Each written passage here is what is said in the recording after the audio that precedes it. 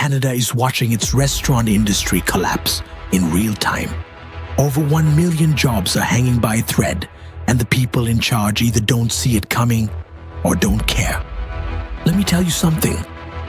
When an industry that feeds millions of people and employs over 1 million workers starts cracking at its foundation, that is not a footnote. That is a national emergency. And yet, here we are.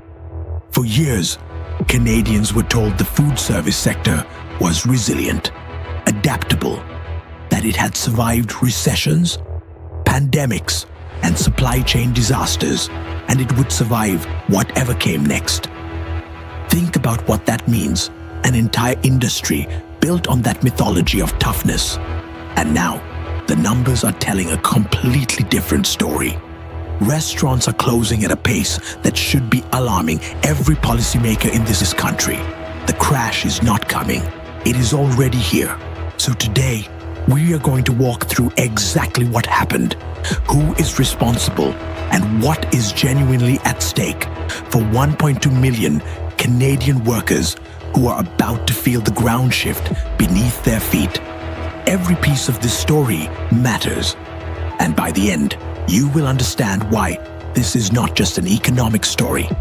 It is a story about choices, deliberate, consequential, and damning choices made by people who knew better. Let's start at the beginning. The restaurant industry in Canada is not a niche sector. It is one of the largest private employers in the entire country, contributing over $95 billion to the national economy annually. Think about that number, $95 billion. These are not luxury businesses catering to the elite. These are neighborhood diners, family-owned ethnic restaurants, fast casual chains, coffee shops, food trucks, and fine dining establishments that collectively form the social and economic backbone of communities from Halifax to Victoria. When this industry suffers, everyone suffers. The ripple effects touch food suppliers, commercial landlords, equipment manufacturers, linen services, and thousands of other ancillary businesses that depend on restaurants being open and operational. And right now, those restaurants are closing at a rate that the industry has not seen in modern history. Restaurants Canada, the national trade association representing the sector, has been sounding the alarm for months. Their data shows that over 50% of restaurant operators are currently operating at a loss or barely breaking even. More than a third of restaurant owners have reported that they are seriously considering closing permanently within the next 12 months. These are not pessimistic outliers. These are the people actually running the businesses, looking at their books every single day and telling anyone who will listen that the math no longer works. The crash is not theoretical. It is documented, measured, and accelerating. But here is the thing about how a crisis like this actually unfolds. It does not happen all at once. It happens in layers. And understanding those layers is how you understand the full weight of what Canada is facing right now. The first layer is cost. The cost of running a restaurant in Canada has become structurally unsustainable, and the numbers prove it. Food costs have increased by over 20% in the last 3 years. Commercial rent in major urban centers has climbed relentlessly, with many operators reporting rent increases of 30 to 40% upon lease renewal. Labor costs have risen sharply as minimum wage increases have been implemented across multiple provinces. Increases that were necessary for workers, but devastating for an industry that operates on margins of 3 to 5% in good times. Add to that the rising cost of utilities, insurance, credit card processing fees, and the various licensing and compliance costs that governments at every level have layered onto food service operators. And you begin to understand why a restaurant that was marginally profitable 3 years ago is now hemorrhaging money every single month. Think about what that means for the owner of a small Italian restaurant in Mississauga or a sushi place in Edmonton. They are not corporations with access to capital markets. They are individuals who took out second mortgages, borrowed from family, and invested their life savings into a dream. And right now, that dream is being systematically crushed by a cost structure that has become impossible to manage. This is the first layer of the collapse, and it alone would be enough to constitute a crisis. But we are not done. Now, let's talk about what has emerged on top of the cost crisis, because this is where the story gets even more troubling. The second layer is demand destruction. Canadians are eating out less. That is not a cultural shift or generational preference. It is a direct consequence of the affordability crisis gripping Canadian households. When families are stretched thin by record-high mortgage payments, soaring grocery bills, and stagnant wages relative to inflation, the restaurant meal is one of the first discretionary expenses to go. Statistics Canada data confirms this. Consumer spending on food services has declined, in real terms, for consecutive quarters. The average Canadian is visiting restaurants less frequently and spending less when they do go. Some analysts are pointing to the rise of delivery apps and home cooking as factors, but those explanations miss the larger point entirely. People are not choosing to stay home because they prefer it. They are staying home because they cannot afford to go out. That is demand destruction, driven by economic pressure, and it is hitting the restaurant industry like a second wave after the cost tsunami already knocked it sideways. Let that sit with you for a moment. An industry facing a 20% increase in its input costs is simultaneously watching its customer base shrink. Both sides of the equation are moving in the wrong direction at the same time. That is not bad luck. That is a structural crisis. The third layer is debt. During the COVID-19 pandemic, restaurants across Canada took on enormous amounts of debt to survive. Federal programs like the Canada Emergency Business Account provided interest-free loans, and the restaurant industry was among the heaviest users of those programs out of sheer necessity. Tens of thousands of operators borrowed tens of thousands of dollars each just to keep their doors closed gracefully and then reopen when restrictions lifted.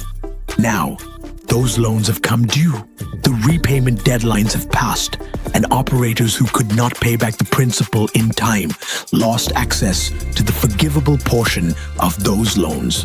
So not only are they carrying debt from the pandemic, they are carrying more of it than they expected because the forgiveness window closed on them while they were still trying to get back on their feet. The government gave them a lifeline and then shortened it without adequate warning or accommodation. That is not a rescue. That is a trap. And here is where the indignation becomes fully justified. The people making these policy decisions, the politicians and bureaucrats who set the repayment timelines, who designed the program parameters, who chose not to extend relief when the data clearly showed the industry was still struggling. Those people were not eating ramen noodles and worrying about payroll. They were collecting their salaries, their pensions, their benefits, and their expense accounts, while small business owners lay awake at 3 in the morning, wondering if they could make rent. The disconnect between policymakers and the people their policies actually affect is not just frustrating. It is morally indefensible. But the story does not end with debt, because there is a fourth layer, and it may be the most consequential of all. The fourth layer is the regulatory burden, and it has been building for years. Provincial governments across Canada have imposed a cascading series of new compliance requirements on food service operators, expanded paid sick leave mandates, stricter health and safety regulations, new accessibility requirements, enhanced environmental compliance for packaging and waste management, and in some jurisdictions, restrictions on single-use plastics, that forced operators to absorb the cost of transitioning to alternatives overnight. Each of these policies, taken individually, might be defensible. Some of them are genuinely good ideas in isolation, but the cumulative effect of implementing all of them simultaneously on an industry already operating on razor-thin margins is catastrophic. The regulatory environment did not evolve to match the economic reality of the businesses it governs. It accelerated in the opposite direction. They knew the industry was fragile. They did it anyway. And now we are arriving at the number that defines this entire crisis. 1.2 million jobs. That is the scale of the workforce employed directly by Canada's food service sector. These are cooks and servers and dishwashers and managers and hosts and delivery drivers and prep staff. These are overwhelmingly young workers, new immigrants, women, and people from racialized communities who rely on the restaurant industry as a primary point of entry into the Canadian workforce. When restaurants close, these are the people who lose their jobs, not executives with golden parachutes, not shareholders who can rebalance their portfolios. Real people with real bills, real families, and real lives that depend on the restaurant industry remaining viable. The economic modeling on what a full-scale collapse of this sector would look like is genuinely sobering. Beyond the 1.2 million direct jobs, the ripple effects through supply chains and ancillary industries could threaten an additional several 100,000 positions. The tax revenue implications for municipal, provincial, and federal governments would be staggering. The commercial real estate market, already under stress in many Canadian cities, would face a wave of vacancies that could destabilize entire retail and mixed-use districts. And the social cost, the loss of community gathering spaces, the cultural institutions that ethnic restaurants represent, the informal mentorship networks that exist within restaurant kitchens. That cost is harder to quantify, but no less real. Think about what that means for a city like Toronto or Vancouver or Montreal. The restaurant districts that define those cities' identities, that attract tourism, that give neighborhoods their character, they are under existential threat right now. And the silence from the people who should be treating this as the emergency it is has been deafening. Now let's talk about what has emerged in terms of industry response, because the people inside this sector are not sitting quietly and waiting to be rescued. Restaurants Canada has been relentless in its advocacy, presenting detailed policy recommendations to federal and provincial governments. The asks are not unreasonable. They include targeted tax relief for food service businesses, a review of the cumulative regulatory burden, reform of the commercial rent support framework, and a renegotiation of debt repayment terms for pandemic-era loans. These are practical, evidence-based proposals from an industry that has done its homework, and the response from government has been, in most cases, inadequate, incremental, performative.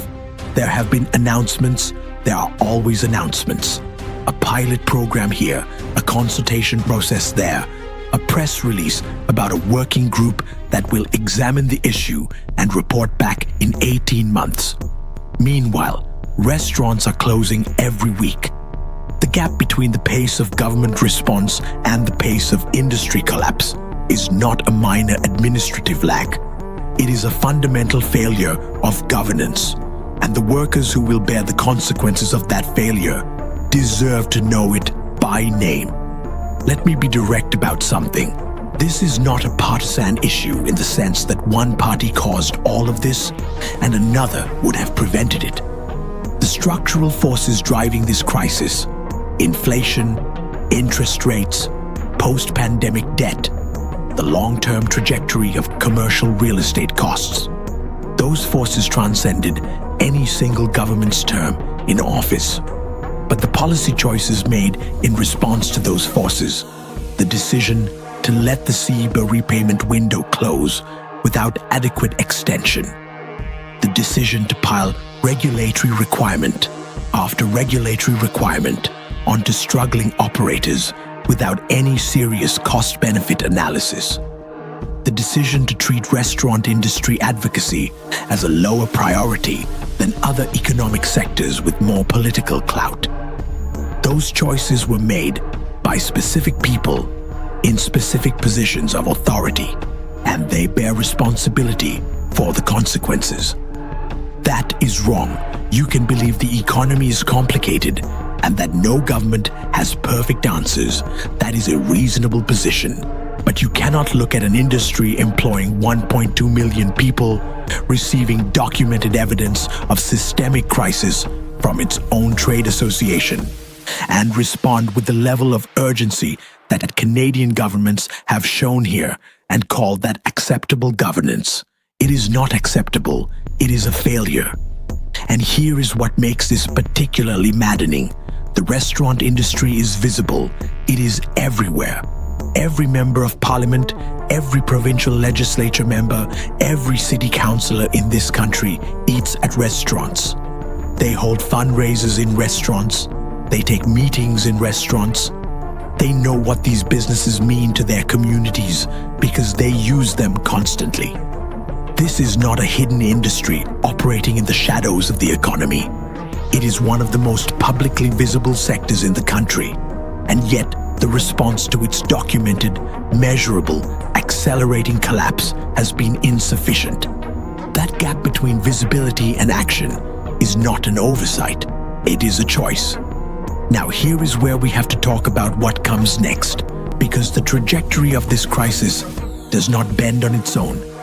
If current trends continue, if the cost environment remains hostile, if demand continues to contract, if debt burdens remain unaddressed, and if the regulatory pressure continues to accumulate. The industry's own projections suggest that Canada could lose thousands of restaurant businesses over the next 2 to 3 years. Not hundreds, thousands. The 1.2 million jobs currently at risk do not all disappear overnight. They disappear gradually, closure by closure, layoff by layoff, until one day, a neighborhood that used to have 6 restaurants has 2, and those 2 are barely hanging on. That is the future being written right now. And it can still be rewritten, but only if the people with the power to act decide that 1.2 million workers and the communities they serve are worth treating as a genuine priority rather than a talking point in a budget speech. The solutions exist. They are not mysterious or complicated. Immediate targeted tax relief for food service operators. A serious, comprehensive review of the cumulative regulatory burden with a commitment to actually reducing it. Extended and restructured repayment terms for pandemic-era debt. A dedicated commercial rent support framework that reflects the reality of how food service leases actually work. Investment in workforce training and retention programs that help the industry attract and keep the skilled workers it needs. These are not radical ideas. They are the basic policy toolkit that any serious government would reach for when a million-person industry is in free fall. The question is whether the political will exists to actually implement them. And based on what we have seen so far, that is an open question, an uncomfortable, urgent, and deeply consequential open question. Let me leave you with this. The restaurant industry in Canada is not just an economic sector. It is a social institution. It is where families celebrate birthdays and anniversaries. It is where first dates happen and business deals get made. It is where new Canadians find their first jobs and where immigrant communities share their cultures with the rest of the country. It is where people go when they need comfort, when they want to celebrate, when they simply do not want to eat alone. The crash of this industry is not just a line item on a GDP report. It is the dismantling of something that matters to the daily texture of Canadian life. And the 1.2 million people whose jobs are at risk right now. They are not statistics. They are your neighbors, your family members, the people who remember your regular order and ask how your kids are doing. They deserve better than the response they have gotten. They deserve urgency. They deserve leadership. They deserve a government that looks at a documented, measurable, accelerating crisis and responds with the full weight of the tools available to it. Canada has been stunned by what is happening to its restaurant industry. The question now is whether being stunned is enough to produce action. Because if it is not, if this moment passes without the policy response it demands, then the crash that is already underway will become a collapse that this country will spend a decade trying to recover from. The time to act is not after the damage is done.